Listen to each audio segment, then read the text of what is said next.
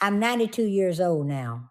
And after my most recent stay in the hospital, when the doctors told me I needed to rest more because my heart isn't as strong as it used to be, I realized there are some things that if I don't say them now, I may never get another chance to say.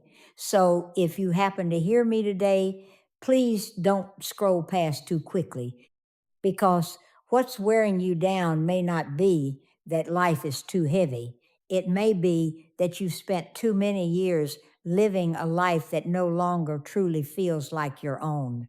I used to be just like you. I got up on time, did everything I was supposed to do, told people I was fine, smiled when I was expected to, stayed quiet when it seemed easier, and moved from one day to the next with a feeling I could never quite name.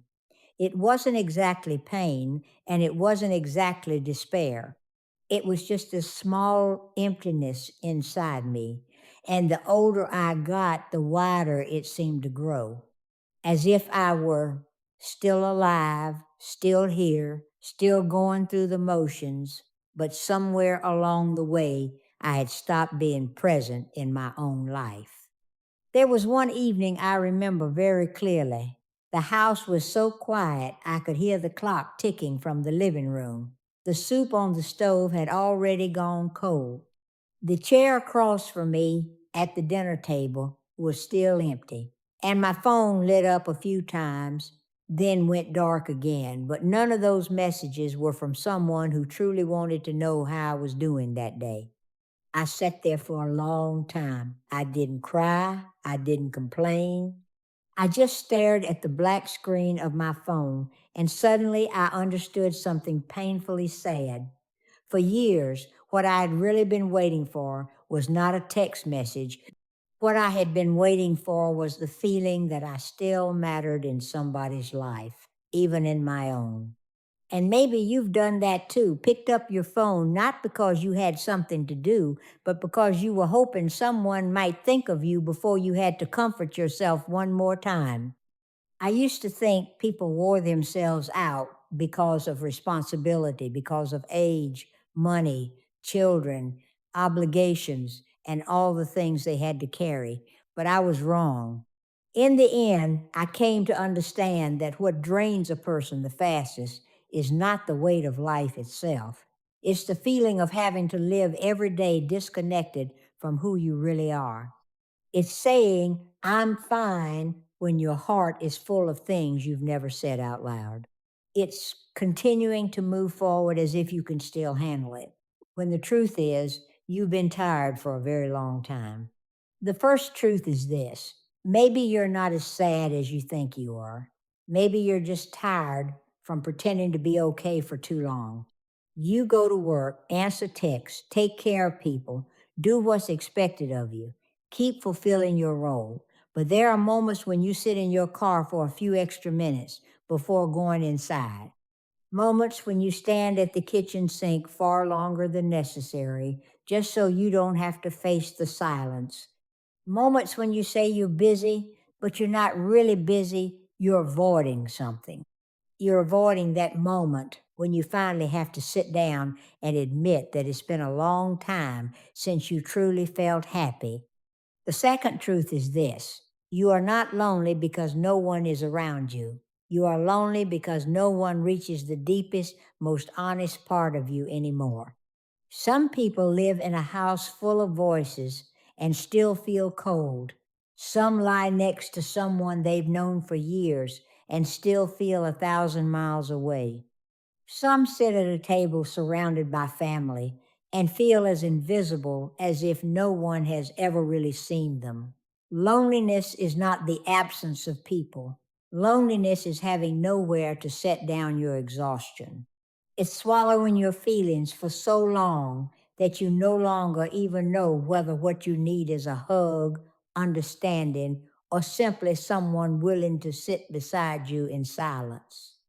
The third truth is this: you do not lack time.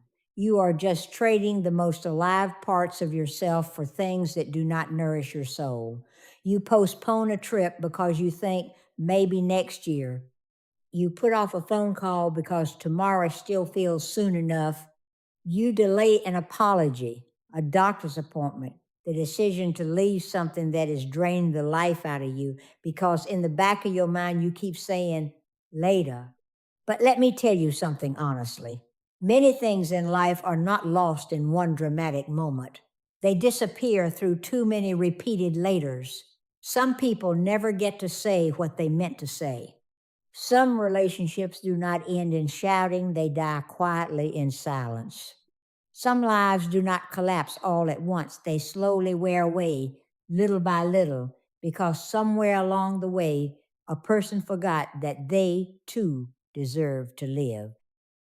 And the final truth, the most painful one I ever learned, is that the thing people regret most is not making one wrong choice. It's knowing they are living the wrong life and staying anyway. Staying in a relationship that has become nothing more than duty. Staying in a life that has become nothing more than habit. Staying inside a version of yourself that can barely breathe anymore just because you're afraid to begin again, afraid of being judged, afraid it's too late. But let me tell you this, some people do not die from old age. They begin dying very slowly the day they agree to keep living a life that is dimming them and call it maturity. At this age, I finally understand that time never belonged to us. It only passes through our lives in the form of hair that has not fully turned gray yet. An afternoon when your legs are still strong enough for a walk, someone still sitting across from you at the dinner table, a heart that can still tremble when it hears something sincere. And if you keep postponing the truth, postponing the moments you live honestly, the moments you walk away from what hurts you, the moments you return to yourself, time will quietly take all of it back without warning. The deepest pain is not losing someone else. The deepest pain is looking back one day and realizing that the person you abandoned for the longest time was yourself. So tonight, when everything grows quiet, will you dare to ask yourself just one question? How many years has it been since you truly lived for yourself?